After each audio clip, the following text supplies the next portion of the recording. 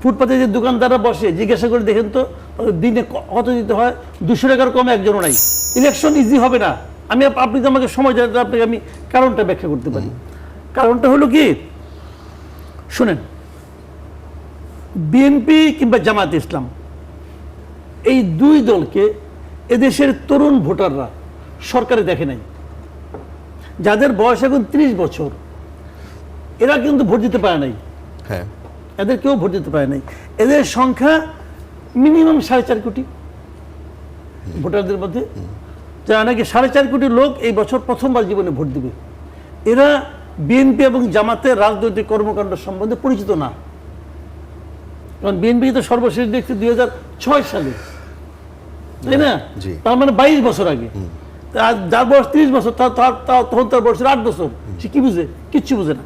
আচ্ছা, তাহলে এরা এখন তারা আওয়ামী লীগকে দেখছে, হয়তো আওয়ামী লীগকে অপছন্দ করে, 2-1 জন পছন্দ করতে পারে। আমি ধরলাম আওয়ামী লীগকে পছন্দ করার সংখ্যা ওই 4.5 কোটির মধ্যে 50 লাখ, আমি ধরে নিলাম, একটু বাড়াই ধরলাম। আচ্ছা, তাহলে আর হলো 4 কোটি। এই 4 কোটি ভোটার কিন্তু বিএনপি এবং জামাতের মধ্যে একজনকে বেছে নিতে চায়। তারা এই দুটাই কখনো দেখে নাই, ওইভাবে সক্রিয়ভাবে দেখে নাই। এরা দেখছে কবে? 2024-এর 5ই আগস্টের পর থেকে। 24-এর 5ই আগস্টের পর থেকে এরা বিএনপি এবং জামাতকে ভালোভাবে বোঝার, দেখার চেষ্টা করে। উদাহরণ দিয়ে বলি, ফুটপাতে এখনো চাঁদাবাজি হয়। ফুটপাতে যে দোকানদাররা বসে জিজ্ঞাসা করে দেখেন তো দিনে কত দিতে হয়, 200 টাকার কমে একজনও নাই।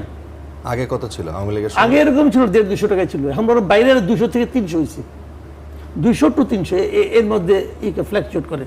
এই টাকাটা কোথায় যায়? কেউ না কেউ তো তুলে। কে তুলে? ছাত্রলীগ তুলে, ছাত্রলীগ, যুবলীগ, শ্রমিক লীগ, এরা তুলে? এরা কেউ তুলে না। তাহলে ওইটাকে কে প্রতিস্থাপন করেছে? অন্য কেউ করেছে। কে করেছে? ওরা আমাকে নাম বলতে চায় না, আমি আর জানতে চাই না, কিন্তু আমি তো ধারণা করতে পারি কে তুলছে।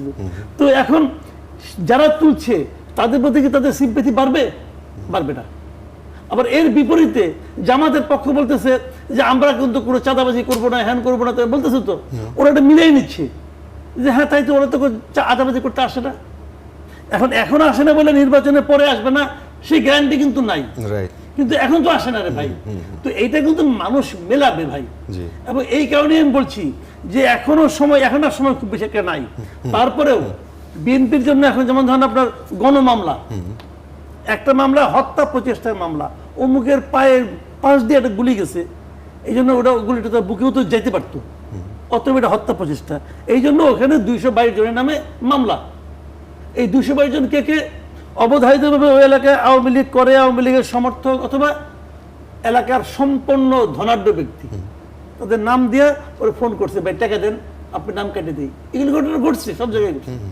এই সমস্ত মামলার বাদীকে দেখেন তো 90% ক্ষেত্রে হলো বিএনপি পোলাপান, হয় বিএনপি, নাহলে যুবদল, নাহলে ছাত্রদল, অথবা বিএনপির নামধারী। তো এই বিষয়গুলো কিন্তু এই ইয়াং জেনারেশনের মধ্যে, যেমন ধরেন যারা নাকি বিএনপি অনেক আগের থেকে করে, বয়স্ক লোক, আমাদের মতো বয়স্ক, তাদের মধ্যে কিন্তু লিগেছে। তারা মনে দেশের রাজনীতিবিদ ও রাজনৈতিক বিশ্লেষকদের টকশো শুনতে চ্যানেলটি সাবস্ক্রাইব করবেন এবং ভিডিওটি ভালো লাগলে একটি লাইক দিয়ে আপনার মূল্যবান মতামত জানাতে